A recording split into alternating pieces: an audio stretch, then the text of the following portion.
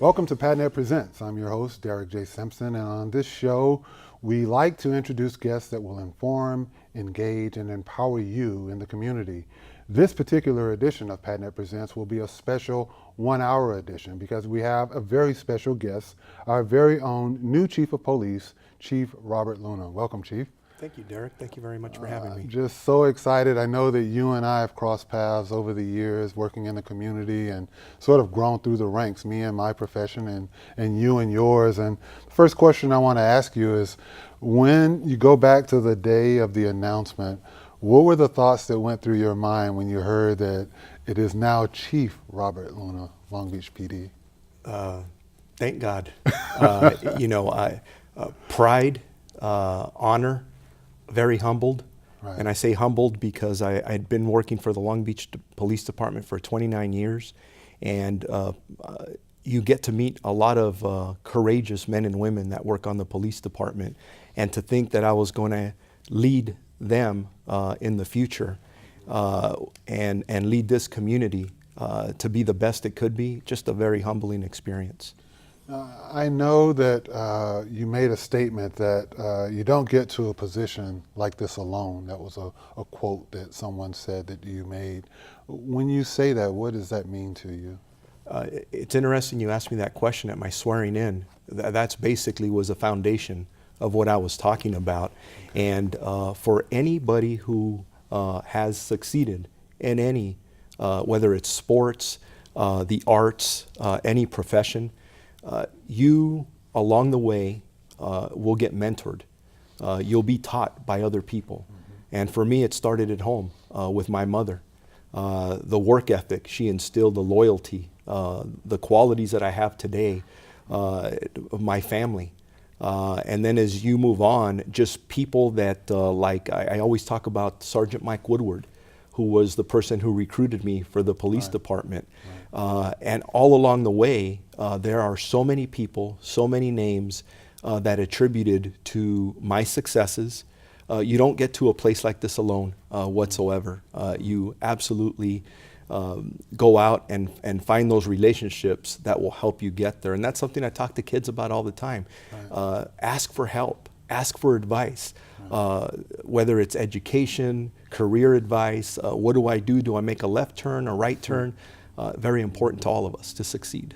You talk about kids and you talk about, not getting here alone, but for that stranger who you and I sort of, as I said, crossed paths, but how would you describe Robert Luna? Before he was Chief of Police, who is Robert Luna the man when you talk to the people out there? Again, going back to my foundation, my goals is to be a good husband, a good father, because I believe true leadership starts at home by doing those fundamental things. But I'm a person who loves this city, absolutely loves the Long Beach Police Department and this profession. The law enforcement profession to me means everything in the world. I've dreamt of doing this job since I was at least 5 years old, from what I can remember. Wow. So when you think about somebody who is actually living out their dream, and 29 years later, I absolutely love what I'm doing. And sometimes people say, well, what about retirement? And I don't think about retirement because at one point, I'd really like to go out and work in a police car again as I started this career, because growing up watching Adam 12, that's what I always wanted to do. I was going to ask the question. You say when you're 5, it has to be some influence in your life at such an early age. So whether it was on TV or not, was it a television experience? Was it someone that introduced themselves to you at that young age?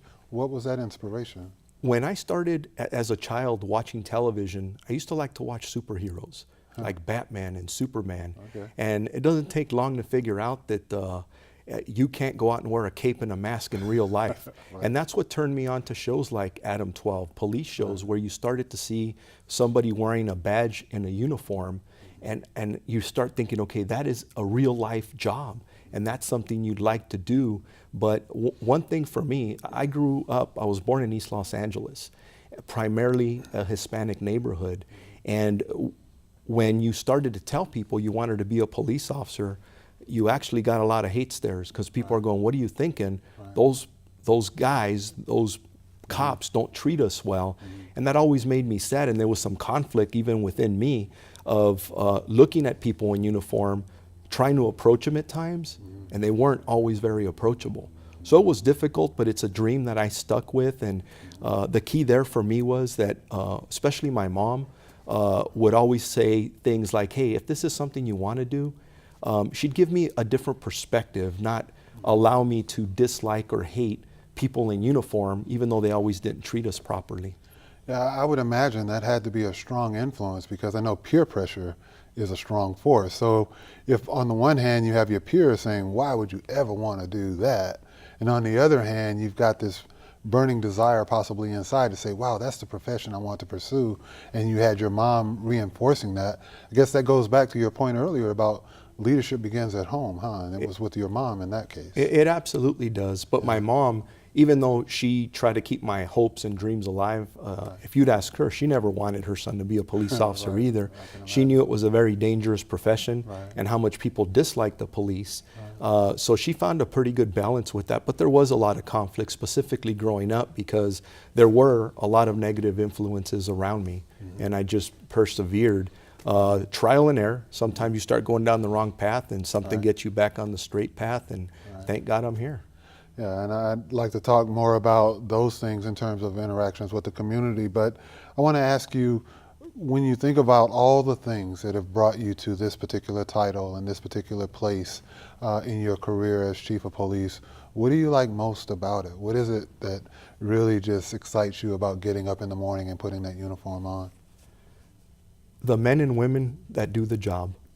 When I talk about this police department and this profession, when I wake up, I know that during the time I was asleep, there were men and women that wear this badge and uniform who are out there protecting us. And they come to work. In my opinion, they're heroes. They don this uniform, and they don't know what that next call is going to be. They love what they do. And the law enforcement job, being a police officer, is such a unique job. Most people don't understand it. The training that goes into it, the life and death situations that you come across, but more importantly, and for me what sticks in my mind is, and I always think of this, being a servant in service of others. You are consistently making a difference in people's lives. You change people's lives. And I always tell young police officers, what other career can you get into when you look in the mirror at the end of the day, end of a week, or the end of a career and say, how many people did I make a difference for? And that's what's so unique about this job, and that drives me every day. You know, I got to ask you, I know that close to the proximity of this particular program as we record, you're going to be speaking to, I think, a new class of cadets coming out. And how do you, I mean, I listen to you talk, and you talk with such passion about the job. It's very refreshing to hear that you're so passionate and you care so genuinely, not only about the community, as I know you do, but also about those who serve with you. How do you go about, as a leader, instilling that same passion and perspective into these classes and into those who are already in the rank and file? You lead by example, and you set a standard. And the standard is that we come here primarily talking about integrity and the way you will treat people and be able to provide service. And that what I talked about earlier is making a difference for so many, and remembering that this uniform that I'm wearing now, that they'll be wearing, in our history at the Long Beach Police Department, there are 28 individuals, men, who came to work just like we did and never went home. Wow. And there are many others who came to work and never went home the same, because they were either shot or significantly injured, where they had to leave this job and could no longer do it. And the faces or the reactions I get, people start getting it, that this is a special job. And it's my job, as well as my command staff, to make sure that we keep people focused on what's important, our code of ethics, the profession. And I think we'll get into some of these questions later on, but our profession is highly scrutinized. probably more now than ever. And we embrace that. We take that on because a police officer has a lot of authority. Right. We have the authority to take somebody's liberty away. Right. We have the authority at times to take somebody's life away. Right. And we need to understand that people have a right to ask us the tough questions as we proceed through our careers. Yeah, I think that authority that you speak of, I mean, I find I have a granddaughter, and I heard her say once that she was afraid of the police. And I thought, wow, where did you get that from? You know, because now that she's in school, she's at first grade being influenced by older kids who are influenced by brothers and sisters who are older, et cetera, yes. As well as we have adults who are afraid to be around the police for various reasons. And I talked before we started this program about the fact that it's important to build relationships, and the more we understand each other and why we do what we do, I think the better we can get along in the community. And I think you would agree with that, correct? Collaboration and partnership and relationships, it's what the foundation is. And there's some other parts that I like to explain about Sure. people being afraid of the police, and just give you and the viewers just a little bit of a different perspective. I hope to obviously a big part of it is listening, Right. but another part is educating people on Right. that other perspective, how to live in the other person's shoes. Yeah, I would agree that living in the other, you mentioned the 28 officers who didn't go home and the others who were injured, but I would imagine on top of the physical injuries are the psychological injuries, if I were to call it that are done as well. I know as I go through my own battle with cancer, I was told that it's as much a psychological and emotional battle as it is a physical battle that one has to endure. And I can't imagine what officers must go home with just by the things that they see, because they see the great part of life and they also see some of the parts of life that aren't so great day in and day out.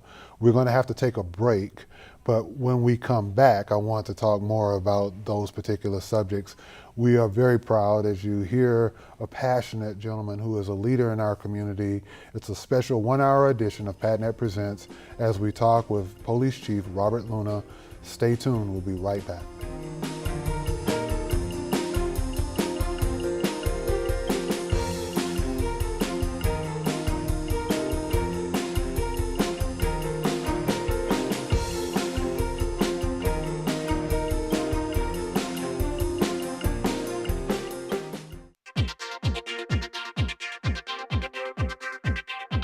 Here live in the mix at the Pacific Ballroom here at the Long Beach Arena.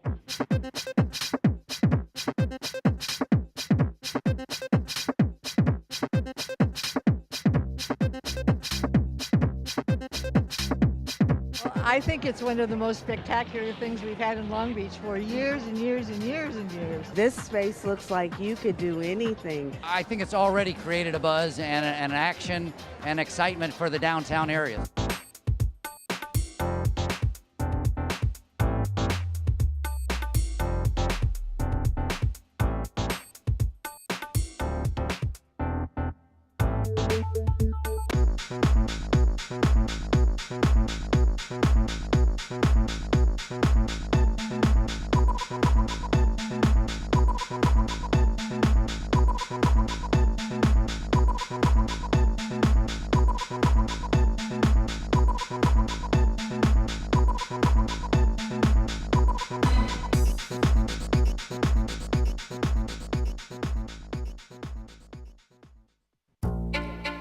This one, that one. I'll grab this one. Hey.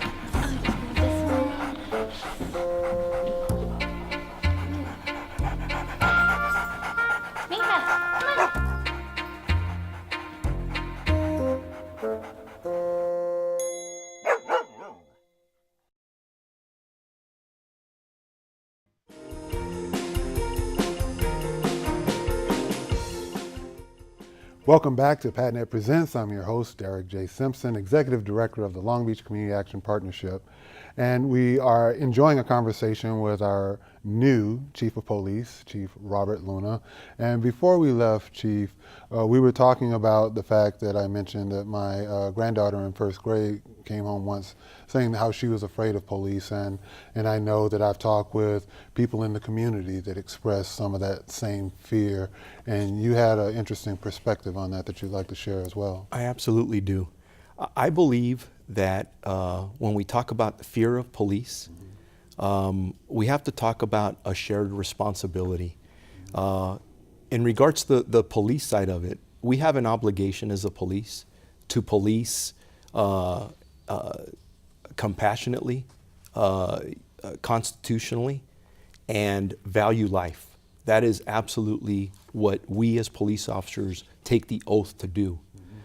But when I talk about the shared responsibility, your granddaughter is very fortunate to have somebody like you that she could come and talk to, and you take that opportunity to educate her on what do you do when the police come in contact with you. And if you think about it, as we're growing up, we learn about how to stay away from drugs. We learn about how to resist gangs.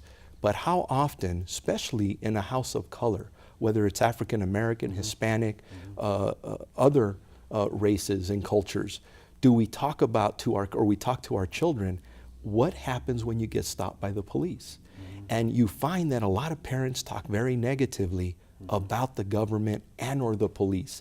And they don't realize that what they're doing is creating a very dangerous situation.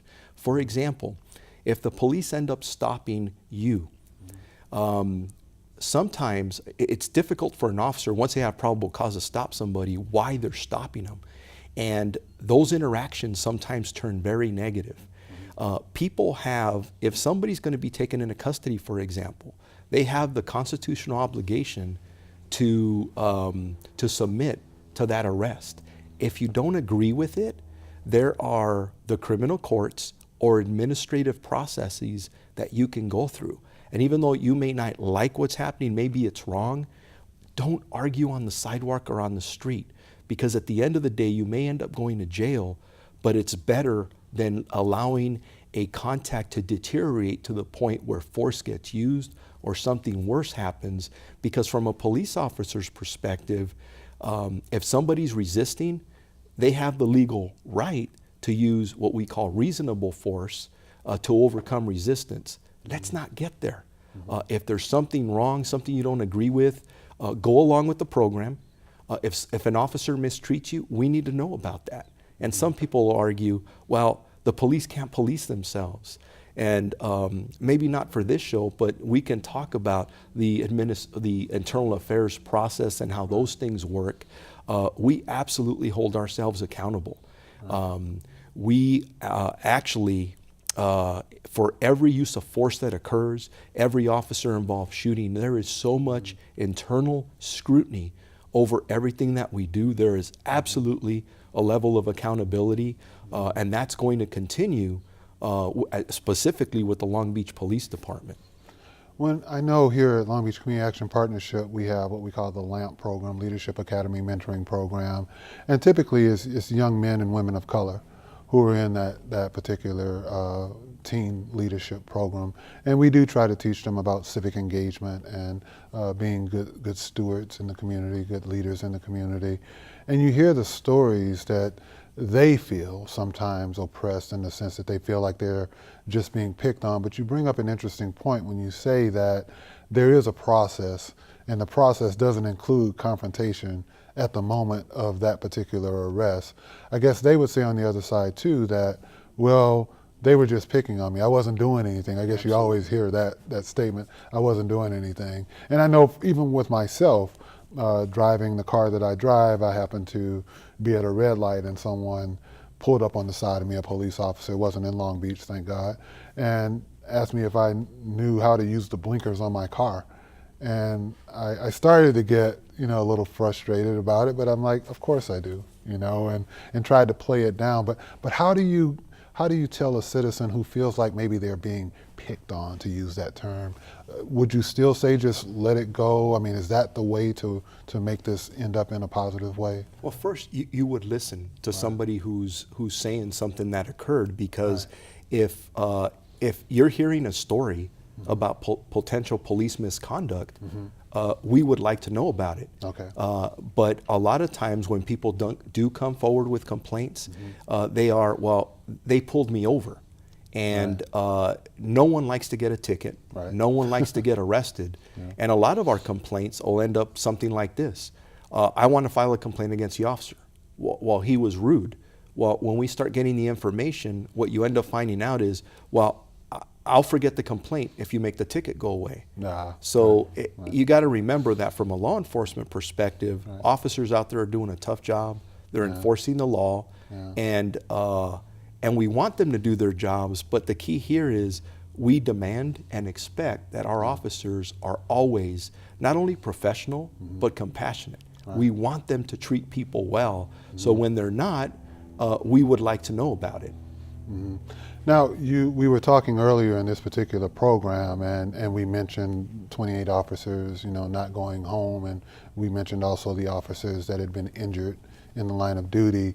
And I brought up the subject of there's also the post-traumatic stress type of element, the psychological type of element, and you feel that that's something that's very real as well, correct? Yes, as a police executive, it's something that I'm always very concerned about. You're looking for burnout, because when we talk about the foundation of going out and doing your job and treating people well, if an officer has experienced some very negative things in their career, we want to know about it, because we don't want them to go down the wrong path. And we're always looking for opportunities to train our people and to really look out for our people. So for example, we stress with our supervisors to really coach and mentor our employees to really find out who they are, their family situation, the things that they like, the things they don't like, because you really want people who are balanced, whether it's church, family, hobbies. You want them to find a good balance in life, because they are better employees at the end of the day, and better engaged in the community also. Now, in recent years, there's all sorts of stories that go around in the community, and not just Long Beach community, but the community nationally for that matter. And some might say, for instance, that Long Beach PD is inclined to use excessive use of force more often than not. How would you respond to people who make statements like that? Number one, you always listen. Right. Because if you're not listening, then if there would be a problem, you're never gonna solve it. Right. So you always listen, but because as I described earlier, where I came from in my background, I understand people who are frustrated with the way they believe they're being treated by the police. But now, being in police work for the last 29 years, I could tell you that being a police officer is a very tough job. And many times where we take enforcement action, maybe make an arrest, there are people, but it doesn't happen very often, that don't want to go along with the program. They don't have respect for really anybody, specifically a police officer. And just really quick, to give you an example, in the Long Beach Police Department, we average between 55 and 65 arrests in a 24-hour period. Wow. We probably use force maybe once or twice out of all those, if ever at all. So when you start adding up the total contacts that police officers and our civilian workforce, the contacts they make every day with the public, it is amazing. Another example, we handle in patrol about 530 calls on average every 24 hours. The officers make approximately 1,200 officer-initiated contacts per day, which could be subject stops, traffic stops, and seldomly, if ever, those contacts turn into negative contacts where you use force or you get citizen complaints. We get complaints, we use force, but it is less than 1% of the total time that that we contact people. And if you were playing sports, which by no means this is not a sport, Right. our averages would be amazing. And one other factor, if you consider that when the police contact somebody, especially when someone dials 911, seldomly does somebody call the police when something's going well. Right. It's usually a situation that has completely deteriorated. It's very emotionally charged. And our officers are going in there trying to handle and de-escalate a situation where so many things are on board with substance abuse, domestic violence, mental illness, people who have violent backgrounds.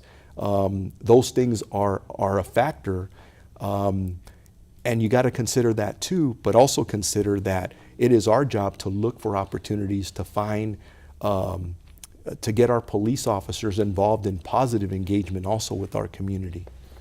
I think that's important, Chief, especially, again, thinking about the teens. I try to put myself in their place as I have conversations like this and really have a 360-degree conversation, because when you were announced as the new chief, NPR called me, and as I said earlier, I wondered, well, why are you guys calling me? And they wanted my opinion, and I said that I thought you were a good man. I thought you were genuine in your interactions with the community. I thought that you were a great choice because you reflected our community. And I thought that in terms of police relations, because I knew where they were trying to go with it, that there's three sides to every story, you know, your side, my side, and the truth, so to speak. When you talk about those statistics, you know, of how many calls versus how many are violent interactions, I know that if you happen to be that one that is that interaction, it's kind of hard for that one family to understand why things went so bad so fast. And I would imagine you have procedures as to how you address that for each one of those families as well, correct? Oh, we do. And please remember that every incident that we have that involves force, when we do use it, is heavily scrutinized. Every time there's a protocol, every time somebody uses force, where extra paperwork is filed or extra reports, a supervisor's coming out doing an investigation, they're doing door knocks, talking to neighbors, taking pictures of injuries or the lack of injuries. And I'm really proud of the documentation and the oversight and accountability that goes into what we do. But at the same time, we're consistently looking at what we're doing. And we're looking not only at what the Long Beach Police Department's doing, but we're looking at best practices across the country. And you learn from good things and you learn from other people's mistakes. I would like to hold that thought, because when we come back, I want to talk to you about what's going on across America with the unrest with citizens and the police, and how maybe we can do a better job. We're having a great conversation with Chief Robert Luna of the Long Beach Police Department on PADNET Presents. We'll be right back.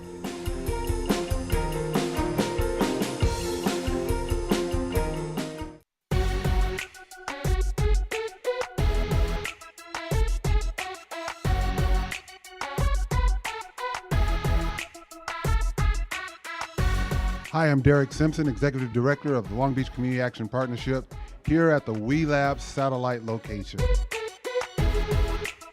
PADNET, with them being the media company that they are, with entrepreneurs that we have that can use such innovations, you know, to better their business.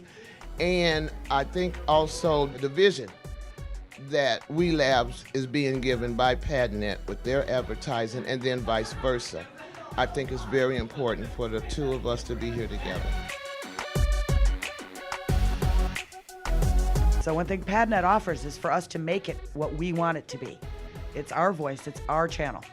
And this gives another whole group of people that may not have gone down to the library, that may not have gone all the way up to North Long Beach to be part of creation at the site, of using the studios. They'll come here. You have the ability to come here and check out a field kit, a DSLR camera, lights, audio kit, everything that you need to produce the content to create a program for PADNET. I have freelancers, contractors coming in, and I am building my business here.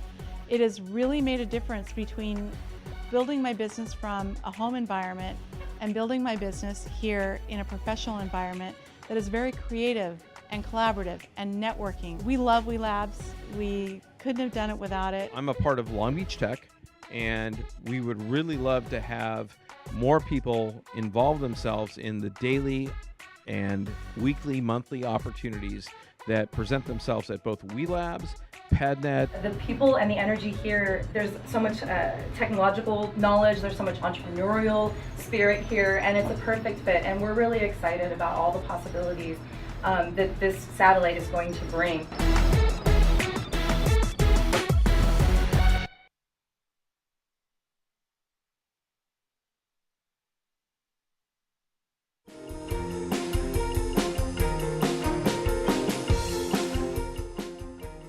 Welcome back to this edition of PADNET Presents. I'm your host, Derek J. Simpson, Executive Director also of the Long Beach Community Action Partnership.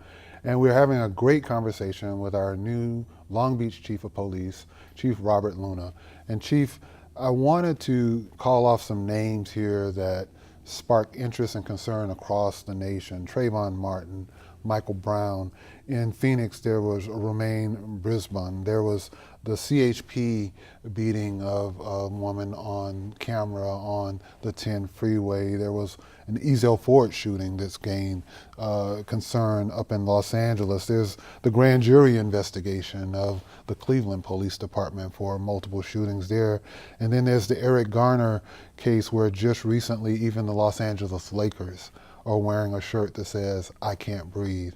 Chief, I gotta ask you, how do we address this? How do we address this from a police perspective and a community perspective so that we're not reading off a roster of names that goes much further than the ones I just read off, but we are becoming more proactive than reactive in these relationships because we're having marches everywhere, we're having buildings being burned for no reason in some cases. Things are kind of scary. I grew up in Alabama in the 60s, and it reminds me of some of the things you see back there for different reasons, but nonetheless, it makes me think somehow we haven't come as far as we hope to. How can we be proactive with this? Number one, paying attention to it. Obviously, there's some concern in your voice. There's a lot of concern in my voice. Yeah. It's very sad to see these situations the way they've come out. So from a city perspective, from the city of Long Beach perspective, the key for us is to consistently communicate. And when I say communication, listening is the big part. We need to know how people are feeling. But what you find a lot of times is, with some of the names you mentioned, I know probably what you know from seeing media reports. We don't know the facts of what happened. Right. And I think that this strikes a lot of emotion in a lot of us. Yeah. And you hope that through communication and being proactive by sitting down with the right people in the room, that we can work through some of these challenges because although what makes our country such a beautiful, best country in the world is that people can go out and protest. And we have protests in Long Beach actually all the time regarding a variety of issues. And we absolutely respect people's First Amendment rights to protest. But what you never want to see are acts of violence, destruction of property, where you see a business going up in flames. Somebody has worked very hard to put that business together, and usually somebody who had nothing to do with the issues that are going on. And unfortunately reflects the demographic of the people who are burning them up in the first place, which is sad. Very unfortunate. Yeah. But just like we talked about earlier, one of the things that I do fear is that as we're hopefully having this conversation, even beyond Long Beach, and we're talking about facts, that we don't make people angry to the point where they see the police as the enemy, and then you see more cases of resisting the police, because that's going to end up in a very bad place. And again, I talked about this early, educating our people that when they are confronted by the police, and even if they disagree with the police, to make sure that at least out on the street there's a level of cooperation, and then pursue those processes. I think for the Long Beach Police Department, we haven't done as good of a job as I would like to see of educating our community about the way our internal affairs process works, or the way our shooting review board process works, or what happens when there's a use of force. That's my responsibility, our responsibility, to dialogue with the community and make sure they feel comfortable that their police department's doing the right thing. You're gonna see more videos of uses of force with the prevalence of so many videos out there. And I'll tell you what, and I think you can probably agree, I have never seen force on video that looks good. I could sit here as a police officer or as a police executive and say that was within policy, but someone's looking at me saying, how can that be right? And obviously learning about the law, like Graham versus Connor, which is what we base our policy on uses of force, explaining how that works, but educating our youth on how not to engage the police in a negative manner. We have a program, although it's a nonprofit program within the police department, but one of our officers, James Lehman, teaches it. And he goes out and, I'm sorry, I say James Lehman, it's Jason Lehman. Jason Lehman goes out and he teaches a program called Why Did You Stop Me? I think I've seen that And before, many people in our community have seen that.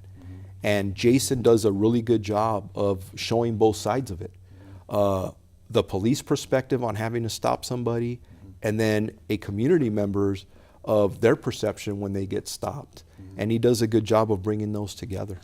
Now, I think that that's a great idea, because you, in your conversation just now, we talked a lot about the police perspective, but I do feel strongly that it's important to have that youth perspective or that community member's perspective. Yes. What goes into that? Because some might think that you don't really take that into consideration, but you do. How are your officers trained to understand the socioeconomic dynamics of the various communities? Because Long Beach is so diverse. I would imagine you would have to approach the Cambodian community in a way slightly different from the Latino community, slightly different from African American, slightly different from East Long Beach, and yet we're all Long Beach citizens. But you do have to have some, I would imagine, cultural delineations in mind as you go Yes. about your job. Is that correct? When we are testing for a police officer in this city, from the very beginning, the very first interview questions deal with diversity. This city, at one point, I want to say it was USA Today or another publication, labeled us as one of the most diverse cities in the United States. So if you're going to police this community, you better have a lot of patience and tolerance and understanding of the way our different communities work, not only racially, sexual orientation, social, economic. There's just so many. So in our academy, we train from a cultural awareness perspective that this is the community you're going to police. And then it goes back to that standard that we set that's up high. But if I can just add one more thing. Sure. I talked about myself wanting to be a police officer. It was my dream.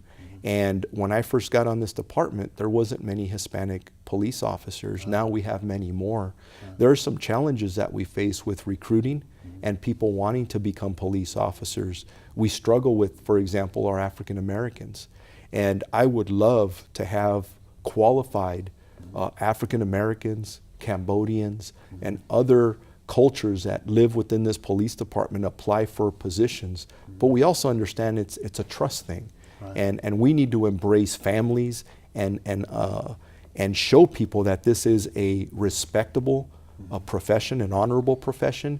And if you want to change something, just like I did as a kid, change the way I was treated by police, I became one. And look where I'm at now. And I'm able to influence policy and decision making, obviously within the cultures of our community and our police department, but it's a good place to be. Yeah, it's interesting you say that, because one of my mentors in community action once said, and I always remember, she says, you're either at the table or you're on the menu. And if you're at the table, you can make decisions and be a part of the change, and as opposed to being on the menu where you just deal with whatever comes out Yes, sir. of those decisions. I agree But you with mentioned a very powerful word that I think we don't have enough of, and that's trust. And I know that trust is a two-way street. And we talked earlier also about building relationships that are also a two-way street, because based on that relationship between Robert and Derek, before Robert and Derek became executive director and chief, is why we can sit here like we are and have a civil conversation. How can we go about as a community working with you as Long Beach Police Department, building those relationships and building that trust? Because I think from that genesis, Chief, will come maybe some more of those candidates and a healthier community. Would you agree? Absolutely, and it's done through what I call the bank of trust. Okay. If I come out and talk to you only when there's a controversy out in the community, There you are, I agree. the fact, my credibility isn't Right. going to be there with you. Right. But I understand, and this department understands, and will continue to understand, Right. that by us being visible, accessible, and responsive, and transparent, consistently being out and working with the community, understanding that in order to effectively to police a community, we have to engage and partner and collaborate with our community and understand that the community is our lifeline. Right. We cannot be effective without the community. So sometimes in the past you've heard this term, the thin blue line. Right. To me, that is ridiculous. That doesn't exist, because if you think that's an us versus them, I cannot do what we need to do to make this city great if I don't have the community on board. And that's the foundation of where we're coming from.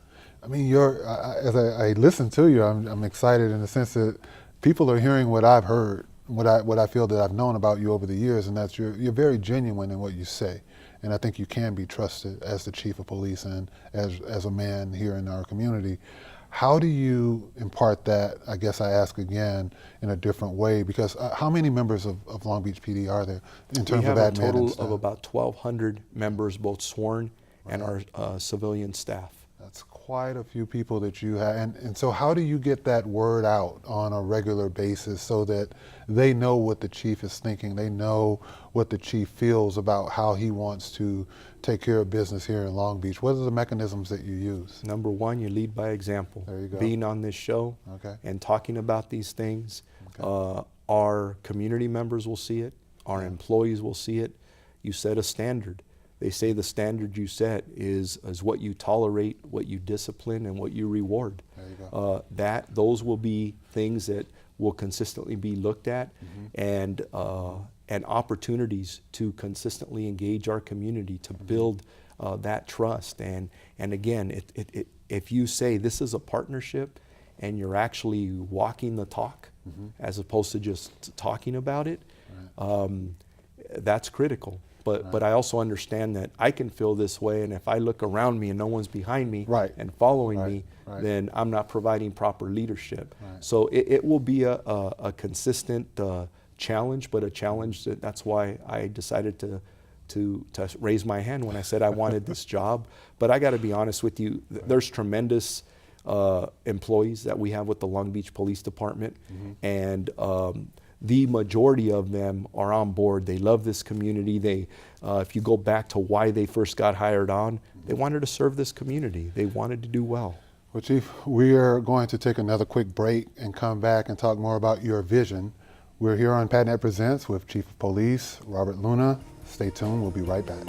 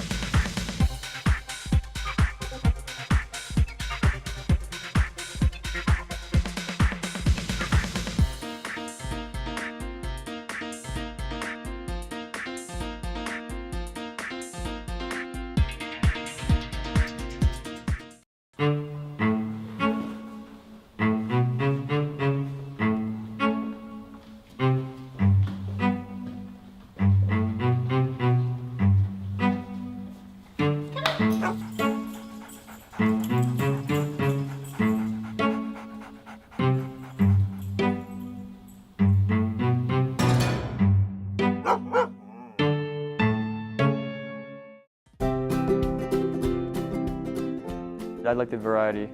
One day we could be working on filming a TV show, talk show here in the studio. Other days we could be taking some of the equipment out in the field and filming something out there. We could be editing. It's been cool to work in the studio and all that and learning about lighting, audio, and camera work. I think that working for PADNET or being an intern has been really great. If you're looking for an internship, PADNET would be a great place to start.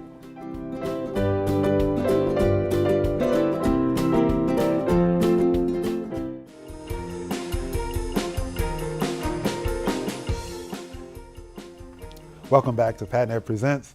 I'm your host, Derek J. Simpson, and we have the honor and the pleasure of interviewing and speaking with our new Chief of Police, Chief Robert Luna, here in the city of Long Beach.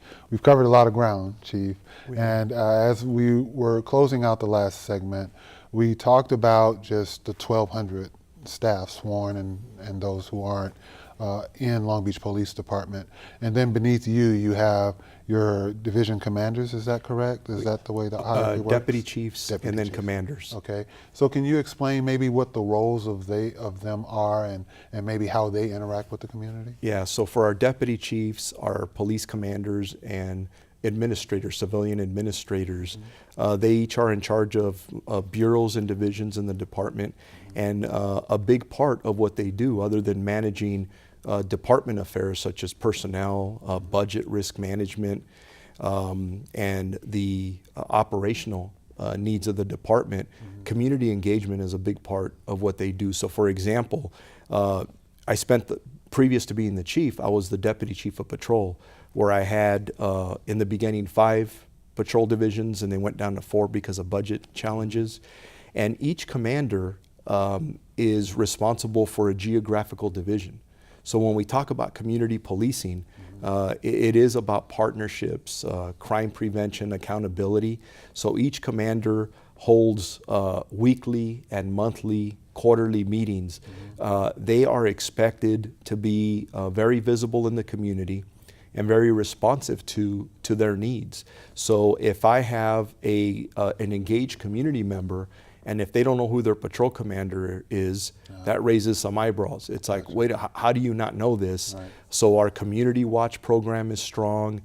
If they have questions or challenges, they can go right to the commander and get those questions answered. There's challenges, whether they're quality of life challenges or crime challenges, they know who to go to on the staff. So again, we're being extremely responsive, and that's how people at the end of the day believe their police department's effective.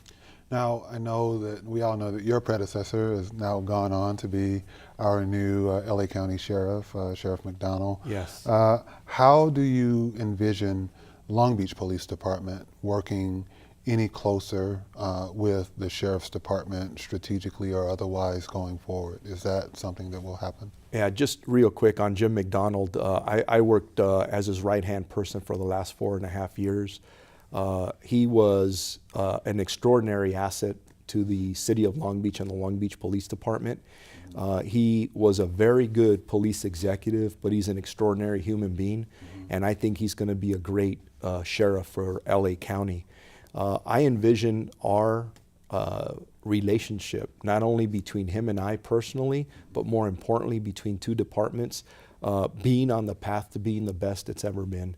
We've always had a very good relationship with LA County sheriffs, with Jim's predecessor, but looking out to where we're going to go, one of Jim McDonald's strengths, was bringing people together and never making excuses about, well, he works over here and this silo thing. It was all about collaboration and partnerships. And anytime we need anything, there's a challenge ahead of us and we need to work it out together, he's a phone call away. And as he said at his going away thing to all of us, he says, you guys know a guy. And you have it's a first name, text or phone number away, and I'm really looking forward to that, where this relationship's going to go to benefit the city, that is. Absolutely.